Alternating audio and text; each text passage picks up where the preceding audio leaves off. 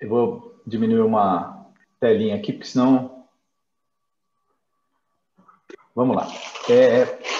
Enquanto isso, tem ainda gente entrando, então eu vou falando e vou clicando aqui, porque hoje eu estou fazendo um monte de coisa junto.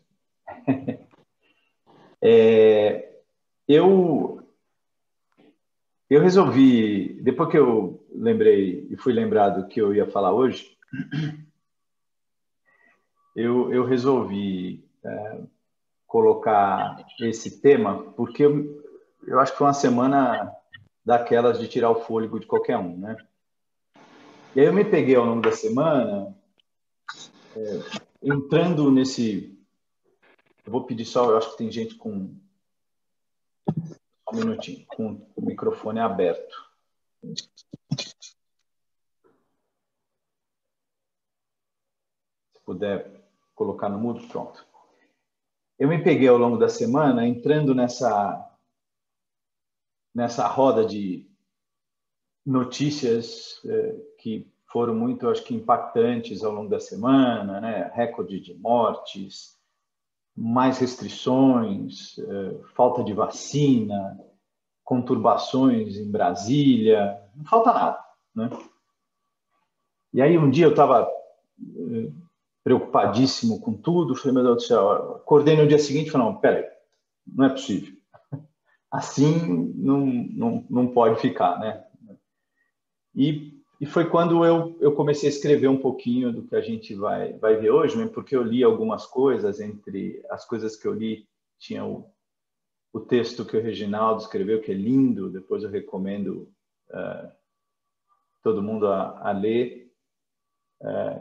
E aí me fiz essa pergunta, como é que é possível ter fé no meio do caos? E foi muito interessante, porque eu acho que isso aconteceu eu comecei a escrever esse negócio na terça-feira, e foi um processo ao longo da semana em que foram vários textos caindo no meu colo, para dizer a verdade, que foram me dando a possibilidade de olhar tudo que a gente está vivendo agora por um outro ângulo. Que é isso que eu queria convidar vocês hoje, para olharem o momento que nós estamos vivendo de uma forma um pouquinho diferente, pelos próximos, sei lá, 30, 40 minutos, não mais que isso. E espero que eles ajudem, esses minutos ajudem vocês, como me ajudaram ao longo da semana, a recuperar essa fé, mesmo no meio do caos. E não só a fé, a certeza do caminho que nós estamos seguindo, né? E é interessante porque eu queria primeiro compartilhar com vocês um cenário que eu achei muito propício para a gente discutir, que é o seguinte, né? Imaginem esse negócio aqui, um cenário com um avanço tecnológico muito acelerado, um aumento da desigualdade social de uma forma também bastante acelerada, grandes descobertas na medicina, grandes avanços em várias frentes na verdade, o setor inteiro de saúde, o que é muito interessante, guerras quase que constantes, né, no planeta como um todo.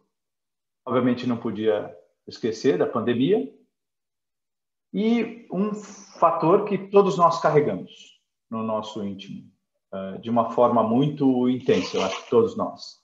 Incertezas, ansiedade e angústia sobre o futuro, né? Vocês imaginam de quando que é esse cenário aqui? Eu vou dar uma ideia para vocês. Ele parece muito, né, ou seja, exatamente o que a gente está vivendo.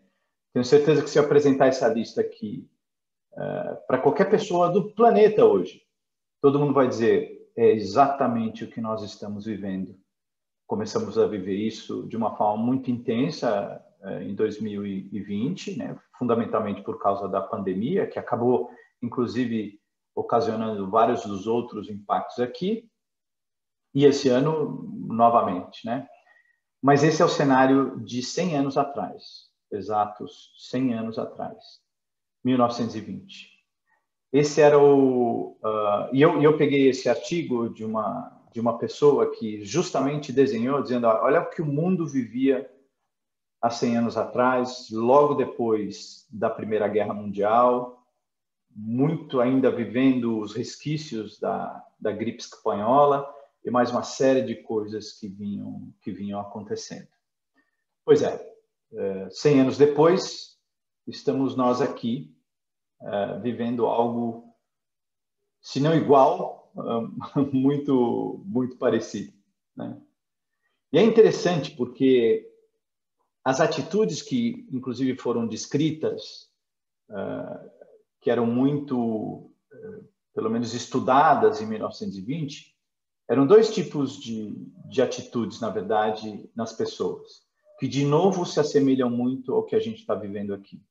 Tinha um grande grupo de pessoas que falava sobre o normal e voltar-se ao normal, né? Quando que, efetivamente, nós vamos poder ter a nossa vida de volta. Era isso que um grupo enorme de pessoas dizia. E lamentava o fato de que a vida que corria de uma forma muito regular, ela tinha sofrido muitas alterações. Falta de liberdade de circular, de ver as pessoas que gostam, uma série de questões que, de novo, muito semelhantes ao que a gente está vivendo agora. E, na verdade, esse grupo que tinha essa atitude era o grupo da sua maioria. E tinha um outro grupo que, de uma certa forma, eles abraçaram o processo de mudança. Por mais doloroso que ele tivesse acontecendo, eles disseram, eu preciso mudar.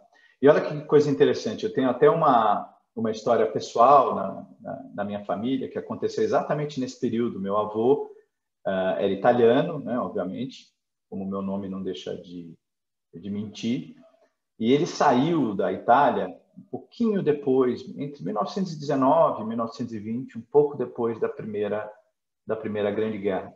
E ele saiu porque a devastação econômica e, inclusive, física, né? Ele nasceu e viveu no sul da Itália, que é uma região um pouco menos favorecida, e ele disse, não vai dar para ficar aqui, vai levar muito tempo para reconstruir esse país, então eu preciso buscar oportunidades numa terra nova. As coisas mudaram, eu também preciso mudar.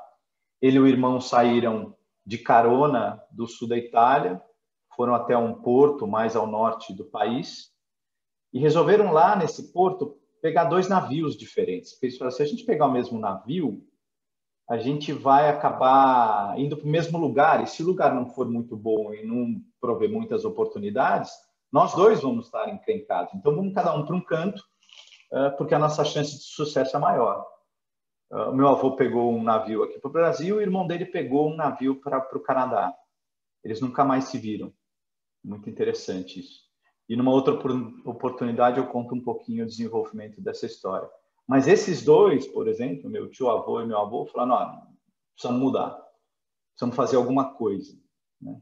As mudanças vieram para ficar. E não vieram para ficar porque o caos vai se instaurar para sempre. Não, porque elas exigem que a gente faça alguma coisa. E é isso que, na época, eles acharam que deviam fazer, né? Então, de novo, retomando aqui 2 atitudes, né? Uma, olhando para trás, dizendo, puxa vida, eu quero a minha vida de volta. E outros dizendo, eu preciso buscar uma nova vida, porque as coisas mudaram. De novo, muito parecido com o que a gente está vivendo hoje, né? Essas atitudes, tanto que a gente ouve já no comecinho da pandemia, todo mundo falava do novo normal, blá, blá, blá. E na verdade, o que elas estavam querendo é, me traz o normal de volta, mas eu sei que ele não vai ser nunca mais igual ele era, porque o que a gente enfrentou e estamos enfrentando, ele vai mudar todo mundo, ele vai mudar a forma como a gente vê. Ou tem outros que estão dizendo, meu Deus do céu, mudou mesmo, e eu enxergo as coisas de uma forma diferente. Então, deixa eu ver o que eu posso fazer para atravessar esse negócio da melhor forma possível, sair do outro lado muito mais forte do que eu entrei, preparado para um novo mundo que se apresenta na nossa frente, né? E, de novo, nós estamos vivendo, eu estou contando uma história aqui de 1920, transportando agora para 2021. No final das contas, o que aconteceu nesse processo? Nós, e quando eu digo nós, né, é a humanidade, a gente superou isso tudo. A gente atravessou essa primeira grande guerra, atravessamos a gripe espanhola, vivemos ali um início de incerteza, ansiedade, angústia e saímos do outro lado. Incrível, né? Exatamente o que a gente está vivendo agora, 100 anos atrás, e o sucesso, o êxito, a superação foram o nome do jogo, logo depois. E o que veio, então, depois dessa superação?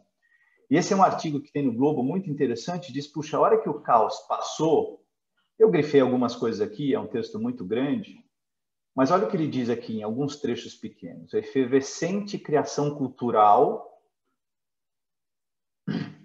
e mudança de comportamento. É o que ele chamava dos loucos anos 20, onde houve uma prosperidade muito grande, onde a cultura explodiu. Eles colocam aqui, as mulheres conquistaram o direito ao voto nos Estados Unidos. Na Europa, existia uma euforia por tudo que se apresentava de novo. E aqui no Brasil não era diferente. Mas foi uma década pura e simplesmente, de muita evolução cultural. Moda e uma série de outras coisas. Então, você vê que logo depois deste processo, vem uma outra onda completamente diferente daquilo que tinha sido vivido há pouquíssimos anos antes. Isso a gente viu também logo depois da Segunda Grande Guerra. Mesmo processo de euforia, prosperidade, desenvolvimento, crescimento e assim por diante. Puxa, será que esse negócio, então, não diz alguma coisa para a gente? Né? Será que muitas vezes eu não preciso olhar para trás para me mostrar um pouquinho, não o que vai acontecer, porque não necessariamente o que aconteceu lá atrás vai acontecer novamente, mas do que nós somos capazes? Talvez, né? E aí, no meio dessa minha busca durante a semana para entender um pouquinho sobre esse tema, o que é ter fé durante o caos, eu li uma frase em algum lugar, e talvez, de novo, a informação vem de tanto lugar diferente hoje que eu já não sei mais onde eu vi, mas que dizia algo da seguinte forma: muito obrigado, passado, por tudo que você me ensinou. Bem-vindo, futuro, eu estou pronto. Que exatamente eu acho que é esta atitude, né? Aí você vai dizer, poxa, mas olha o que nós estamos vivendo. Pois é, mas olha o que a gente já viveu. E quando eu digo a gente, de novo a gente. Nós, né? Em condições, inclusive, muito piores do que a gente tem hoje. Você imagina 100 anos atrás a possibilidade que nós estamos tendo agora de ter essa comunicação, né? De compartilhar essas coisas juntos dessa forma tão instantânea, né? E se isso tudo aconteceu lá e está acontecendo agora, o que a gente tem que fazer? Né? Como a gente deve enfrentar isso de uma certa forma? E aí você percebe que, na verdade, essas batalhas se apresentam na nossa frente para a gente poder fazer alguma coisa. Para a gente, mais do que nunca, ter esse mérito da vitória. E o que é essa vitória? É sair do outro lado agradecendo por aquilo que você passou, que te fez melhor, que te deixou sem rancor, sem raiva, sem arrependimentos, porque se viveu da melhor forma possível. Sofreu, sem dúvida nenhuma. Foi duro, sem dúvida. Mas você saiu do outro lado e disse, puxa vida, olha só como eu estou melhor. Olha só o que eu vivi e eu acreditei em cada minuto de que a gente poderia passar por essa. E, de novo, a gente tem a chance, voltando aqui, de olhar para o passado e ver o que aconteceu. E está vivendo isso agora novamente. E é interessante que hoje eu vi um texto, alguém mandou em algum lugar, um texto do Divaldo, que fala exatamente isso. Olha o que nós estamos vivendo. Só que a gente já sabe hoje uma série de coisas que a gente não sabia lá atrás. Você imagina o desenvolvimento, inclusive, da doutrina, que fala de forma mais contundente, mais racional, sobre uma série de coisas, de novo, com essa comunicação que se alastra com muito mais força, que deveria nos deixar mais tranquilos. Ou seja, o que nós temos que fazer, então? Né? As dificuldades ou essas barreiras que foram criadas, elas aparecem na nossa vida para que a gente faça alguma coisa com elas, para elas. O Chico falava isso sempre. Se não fossem as dificuldades que eu passei, eu jamais teria saído do lugar. Pois é, estamos vivendo uma agora. O que a gente vai fazer? Eu vou ficar naquele grupo que fica rezando para voltar para trás ou eu vou caminhar para frente? Porque eu não vou conseguir mais voltar para trás. Uma outra informação muito interessante para vocês, de um outro momento difícil, não no mundo inteiro, como foi 1920 e como está sendo agora, mas 2001, as Torres Gêmeas. Eu trabalhava numa empresa em que a sede era ali, exatamente no World Trade Center. E, obviamente, todo mundo sabe o que aconteceu, mas vivi aquilo intensamente. Tinha uma parte do meu time que, inclusive, estava numa das torres quando tudo aconteceu. E é interessante porque logo depois do ocorrido, um estudioso ali de uma universidade americana, foi avaliar quais eram as empresas ou as ações das empresas que tinham crescido mais logo depois que as Torres Gêmeas foram destruídas. E duas empresas tiveram as ações subindo loucamente, mesmo no meio daquele caos no país. Uma deles era a Mattel, que faz brinquedos, e outra a Marvel, que escreve todas essas histórias dos heróis como Homem-Aranha, os Vingadores e assim por diante. E olha que interessante, eram duas coisas que remetiam as pessoas justamente ao passado, né? Brinquedo, histórias em quadrinhos. Então, as pessoas estavam buscando de novo. Eu não sei como é que está o futuro, deixa eu voltar para trás. Então, esse é aquele grupo que a gente discutiu agora há pouco, que é o grupo que fica, me devolve a minha vida de volta. E um outro grupo falou, peraí, deixa eu entender como esses negócios vão ficar, né? Que é esse aqui, ou seja, é a forma como eu encaro. Lembra aquela história de que eu sei que muita gente de vocês não aguenta, muitos de vocês não aguentam mais, o copo meio cheio, meio vazio. Por que eu vou ficar concentrado apenas no meio vazio? Que o meio vazio é exatamente dizendo, puxa, mas eu conseguia ir no final de semana visitar a minha mãe. Eu conseguia sair de casa e ir num bar com os amigos, comemorar. Eu conseguia ir para a escola sem problema nenhum, não tinha que me preocupar com álcool, com máscara, com... Tá bom, mas agora precisa. O que você vai fazer? Eu vou ficar de novo dizendo, mas eu tinha isso, eu quero. Não, agora você não vai ter. Mas calma, não é para sempre. E é exatamente o agir então o que eu vou fazer? Né? Como é que eu posso lidar com isso tudo? Como é que é ter fé no meio de um turbilhão desses tão grande? Que foi exatamente a pergunta que eu comecei o nosso bate-papo de hoje, que me fez refletir no começo da semana.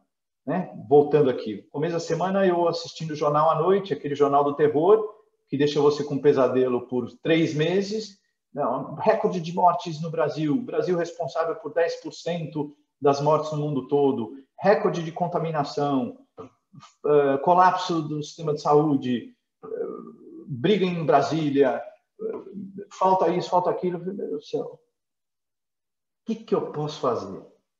E juro por Deus, num desses dias, eu saí andando pela minha casa antes de dormir e falei, meu Deus, o que eu... Né?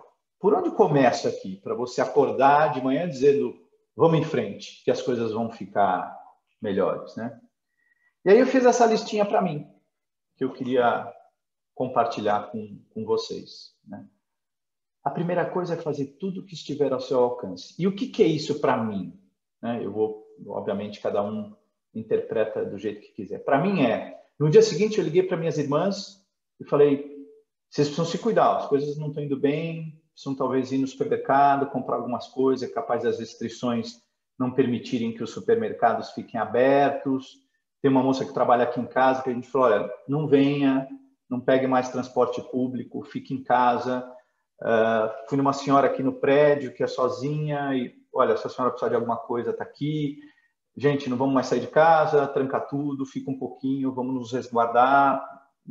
Ou seja, tudo que tiver ao seu alcance quem você puder ajudar ou pelo menos compartilhar aquele momento de cuidado, você deveria fazer. Quanto mais alcance você tiver, melhor. Mas se você não tiver, tem alguma coisa que você possa fazer. Começando por você, obviamente, né? Segundo pedir assistência, clamor e paz para todos aqueles que estão indo, que estão desencarnando nesse processo. Que eles sejam recebidos com muita calma, muita tranquilidade, para que eles possam entender o que está acontecendo. Nessa mensagem hoje do Divaldo, ele falava algo assim, óbvio, é muito triste tudo o que está acontecendo, mas nós temos que lembrar também, pelos desígnios divinos, estas pessoas estão desencarnando porque já cumpriram aquilo que elas tinham que cumprir neste momento. Ah, mas é negligência, sim, uma série de coisas, sem dúvida nenhuma. Então, o que nós temos justamente é fazer com que elas tenham a paz e a tranquilidade para entender o que está acontecendo. E o entender é entender o papel delas neste momento que o mundo todo está vivendo. Sem esquecer que elas não foram embora. Elas voltaram para o espaço, para a pátria espiritual. Elas voltaram para casa. Elas continuam a jornada delas. Então, pedir para que elas entendam e tenham paz é para que elas continuem a jornada delas com paz, com amor, com esperança e com harmonia. Isso a gente deve fazer todo dia, para que a gente possa aliviar de novo esse momento que todos nós estamos vivendo.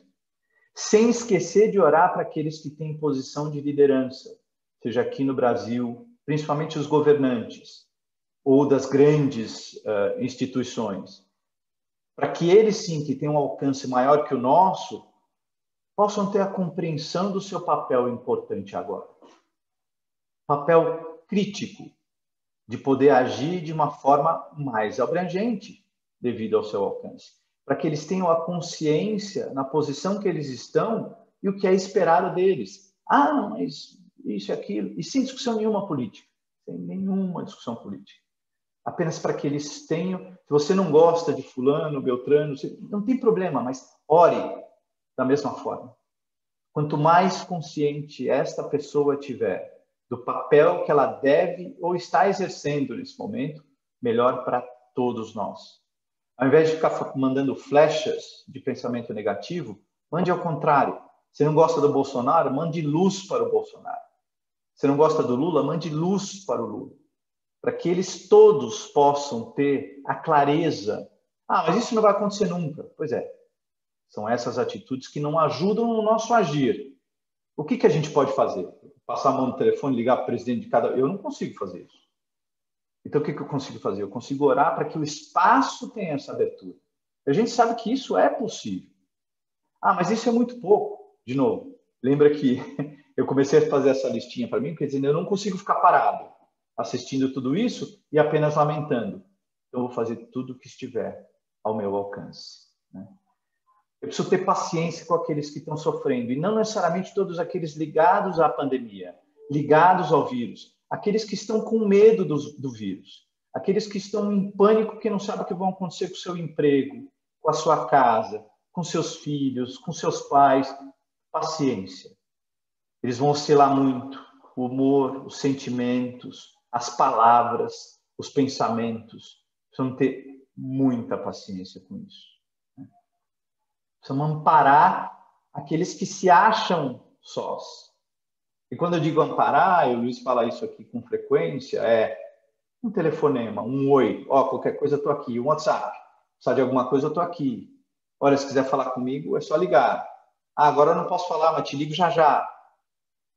Porque nós sabemos que jamais estamos sozinhos, mas a percepção é a realidade. Se eu me sinto sozinho, então me ajuda a entender que eu não estou. Liga para mim. Eu ainda não consigo entender direito essas coisas. Então me dá um toque. Pergunta como eu estou. Imagina, a gente está vivendo de novo, está todo mundo sentindo agora, puxa, estava começando a abrir tudo, agora voltamos para trás. Sim, então mais um motivo para começar a agir. E nós vamos passar isso, gente, por um tempinho agora. As coisas depois vão se ajustar. Então, quando elas se ajustarem, puxa, imagina a sensação, se eu agir, eu olhar para trás e falar, puxa vida, eu fiz o que eu podia. De novo, eu fiz aquilo que estava ao meu alcance. E eu tenho que vibrar diariamente pela força da superação. Olhar para 1920, olhar para o que aconteceu depois. Olhar para 1940, 45 Segunda Grande Guerra, e olhar o que aconteceu no final dos anos 40, nos anos 50, nos anos 60, tudo o que aconteceu. Para dizer, puxa vida, olha como nós, seres humanos, espíritos encarnados que vamos e voltamos, olha o que a gente é capaz de fazer. Olha que tipo de atitude a gente consegue ter quando a gente quer. Olha que tipo de consequência e resultado a gente gera quando a gente age, ao invés de simplesmente ficar reclamando e pedindo a sua vida de volta. E aí, para isso, eu queria compartilhar também com vocês algumas informações um pouco diferentes daquelas que a gente vê nos noticiários todo dia. Aliás, as dos noticiários vão estar aqui também, né? E eu vou começar por elas, que é um pouco mais fácil. Esse mapinha que vocês estão vendo lá em cima, inclusive, é um mapinha que é mais legal. Tem um desse aí que é todo vermelho, que mostra onde que tem contaminação do vírus. Esse aqui mostra onde está havendo a imunização pelo mundo com as vacinas. E é muito interessante, porque hoje, oficialmente, no mundo, tem 193 países. Dos 193, apenas 10 não tiveram nenhuma contaminação. Só que você não consegue nem achar eles no mapa aí. Eu li os 10, só um eu tinha ouvido falar. Não sei nem onde fica, a Micronésia. O resto eu não sei. A gente não consegue achar, né? Mas esse aqui já é um melhorzinho, né? É o verdinho. Mas esses são os números que a gente vê todo dia. Hoje o mundo tem 119 milhões de casos de coronavírus. 2,6 milhões de mortes, números até ontem. Esse é o nosso número no mundo todo, né? O Brasil responsável por mais ou menos 10% disso. Um pouquinho mais, né? 270 e poucas mil mortes. Os Estados Unidos sendo o grande peso aí nesse volume. De novo, 183 países com casos, apenas 10 sem. Então, realmente é uma pandemia, né? Se o conceito de pandemia é algo que acontece no mundo inteiro, aconteceu mesmo, né? 193 países, 183 com pelo menos um caso, ou alguns, né? Brasil é o segundo país em mortes. Uma das piores, entre aspas, performances desta pandemia, definitivamente. Não é o segundo em casos, porque, se eu não me engano, a Índia está na nossa frente, pouco, mas é o segundo em mortes logo atrás dos Estados Unidos. Todos os países, incluindo nós, recentemente, todos tentaram retornar um pouco ao normal, tentaram liberar um pouco a sociedade nos últimos meses, o que resultou em mais contaminação e um crescimento das mortes também. O vírus tem gerado várias variantes, né? Tem aqui no Brasil, tem na África do Sul, tem nos Estados Unidos, aqui e ali. Pânico geral. Meu Deus do céu, agora ele vai mutar sem parar e esse negócio vai acabar nunca. Basicamente é isso aqui que está à esquerda da tela, que é o que a gente vê todo dia nos noticiários. A gente só vê isso. Agora vamos dar uma olhadinha do lado direito, o que a gente não vê com tanta frequência, mas são números que representam exatamente, aliás, a mesma fonte. Desculpa que a fonte não está aqui, mas a fonte é a Bloomberg. 334 milhões de doses já foram aplicadas no mundo todo. 78 milhões de pessoas já estão totalmente vacinadas. Para aquelas que tinham 2 doses para tomar, já tomaram as 2. Para aquelas que tinham uma só, que é o caso daquela vacina da Johnson, já tomaram uma dose. Ou seja, mais da metade dos casos hoje que nós temos, nós já temos a mesma representatividade de pessoas imunes. E o volume de doses, obviamente, por várias delas serem 2, ultrapassa muito esse número, né? 121 países estão sendo imunizados nesse mapinha verdinho que está aí. Quase 70% de todos aqueles que tiveram caso. Isso 1 ano depois. Quando começou a pandemia, alguém me disse, olha, sabe quanto tempo leva para desenvolver uma vacina? 7 anos em média. A gente, em 1 ano, fez esse negócio. Em 1 ano, a gente produziu uma dezena de vacinas com boa eficácia, que já estão imunizando 70% dos países que foram contaminados. 67 milhões de pessoas que em algum momento foram contaminadas estão 100% curadas. Metade das pessoas hoje que estão contaminadas são completamente curadas. O Brasil é o 6º país que mais vacinou até agora. Aí você vai dizer, poxa, mas e a representatividade da população? Sem dúvida, ainda muito baixo. Mas olha o tamanho desse país.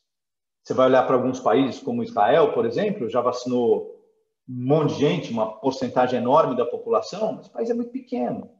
Nosso país, continentalmente, é absurdamente grande. E aqui eu não estou arrumando, de novo, nenhum argumento político, nem desculpa para nada. Só estou mostrando o esforço que está sendo feito, um ano depois apenas, para resolver esse negócio todo. Vários países vão alcançar a imunidade de rebanho ainda em 2021. Para aqueles que não sabem o que é a imunidade de rebanho, é a hora que você atinge um número que é mágico ali entre 65% e 75% da população, que já permite com que o vírus não propague mais. O vírus não encontra mais força para se propagar, ele acaba morrendo. É o momento em que definitivamente você consegue, naquela comunidade, naquela cidade, naquela região, naquele país, o controle sobre a transmissão do vírus. Inclusive, ontem saiu uma notícia que os Estados Unidos espera alcançar esse número em julho, agora. Várias das vacinas que foram desenvolvidas em apenas um ano já conseguem ser eficazes também para as variantes do vírus. Ou seja, lancei uma vacina, o vírus mutou, eu também consigo atuar sobre aquela mutação. Então, na hora que a gente olha esse quadro aqui, talvez de uma forma um pouco mais equilibrada, não só com um lado, eu consigo ver a capacidade de superação do ser humano em um ano. Alguns médicos de uma escola de medicina e um grande hospital americano muito conhecido, Johns Hopkins, dizem, inclusive, que a forma como foi trabalhada a busca pela vacina pode hoje proporcionar metodologias de trabalho para achar curas de outras doenças, na mesma velocidade. Olha o impacto desse negócio. Nós vamos possivelmente viver uma pandemia num tempo recorde, se é isso que existe, de lançamento de imunizantes que a gente nunca viu na história desse planeta. Essa é a capacidade de superação que a gente tem. Esses são os instrumentos que a gente tem para poder sair do outro lado. Aí alguém pode dizer, sim, mas olha o caos que está o Brasil. Sem dúvida nenhuma. Nós não estamos no nosso melhor momento. Mas isso não quer dizer que nós não vamos sair do outro lado também? Acho que não. Esta semana, por exemplo, a Anvisa aprovou a importação de vacinas por instituições privadas. Você acha que um monte de empresa agora não vai começar a comprar vacina e vacinar os seus funcionários para que eles possam voltar ao trabalho? E qual é o resultado disso? Mais gente imunizada. E qual é o resultado de mais gente imunizada? Nós vamos caminhar para a nossa imunidade de rebanho. Eu não tenho dúvida que esse negócio vai acelerar. Eu não tenho dúvida que nós vamos conseguir a imunidade de rebanho também no Brasil num tempo em que a gente acha que hoje ele é mais longo e vai ser mais curto. De novo, números são informações dos dois lados para a mesma situação. Nós não estamos aqui agora, e aí eu já falei isso algumas vezes quando eu tive a chance para vocês, nós não estamos aqui agora para viver isso e não sair do outro lado. E não superarmos o que a gente está vivendo. Nós estamos aqui para vencer, para superar, para sair do outro lado muito melhores, mais maduros e evoluídos do que a gente entrou. Senão o homem lá em cima não tinha colocado a gente nessa jornada. Ele não coloca a gente nesses momentos para que a gente não saia do outro lado. É exatamente o inverso. Ele nos coloca nessa situação para que a gente haja e saia do outro lado, mais fortes, mais cientes da nossa força, mais cientes da nossa fé, mais cientes no caminho que ele nos ajudou a construir. O que falta para a gente, para ser sincero, e é isso que a bronca que eu dei em mim essa semana foi: você tem que lutar com a força e a disciplina que você tem. Fazer tudo o que for no seu alcance. Para que você, no teu cosmozinho ali, supere o que nós estamos vivendo. Então, nada de ficar olhando para trás. Nada de querendo uma vida que você jamais vai ter de volta. E graças a Deus, dá um passo à frente e olha tudo que está te esperando. Tudo que vai acontecer ainda na sua vida. Que só pode ser coisa boa. É isso que eu queria compartilhar com vocês hoje. Vou parar aqui, tem gente entrando. Ou caiu.